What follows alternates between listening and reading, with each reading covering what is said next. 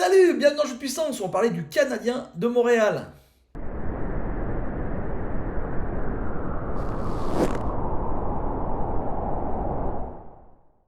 Et oui, le Canadien qui est en reconstruction, qui a eu 2 saisons très difficiles, peut-être les pires de la franchise.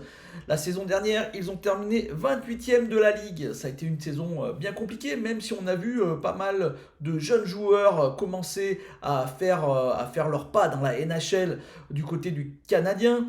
On a vu pas mal de jeunes joueurs en défense et en attaque.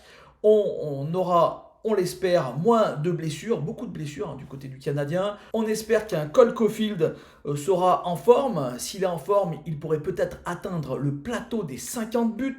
Ce n'est pas arrivé depuis 1990 à Montréal. C'était Stéphane Richer avec 51 buts. On aura bien sûr le capitaine, le jeune capitaine Nick Suzuki. Il faut savoir que cette équipe est une équipe très jeune. Elle a une moyenne d'âge de moins de 26 ans. C'est la 3e équipe la plus jeune de la ligue. Aux côtés des bonnes nouvelles, on a Sean Monahan qui a signé un contrat d'1 an alors qu'il aurait pu partir cet été. On a récupéré un autre jeune joueur du côté de l'Avalanche du Colorado avec Alex Newhook. Une attaque très jeune avec quelques vétérans. On espère que Josh Anderson, Aramia seront eux aussi en forme. Et donc on verra ce que ça peut donner.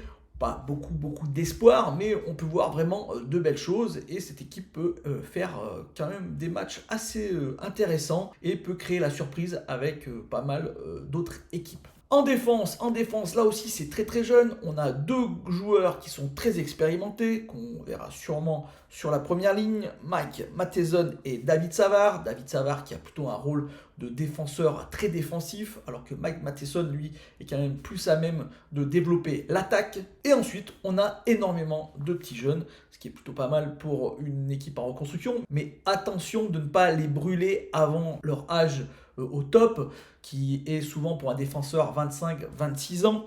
Donc on pense bien sûr à Kovacevic, à Kuhl, à Jordan Harris. On verra peut-être aussi Gustav Lindstrom ou peut-être le choix de draft de la dernière draft 2023, l'Autrichien qui a été choisi 5e, David Reinbacher. Du côté de la défense, beaucoup de joueurs peu expérimentés avec à peine une saison, si ce n'est une demi-saison dans les pattes. Donc ça, à mon avis, ça va pas être vraiment l'agence touriste du côté de la défense, mais on pourra là aussi voir de bonnes choses, des joueurs qui sont en train de se construire pour donner leur meilleur de leur potentiel dans 2 ou 3 ans.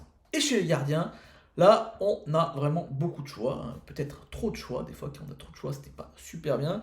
On a Jack Allen qui s'est partagé la saison dernière avec Samuel Montembeault les matchs devant la cage.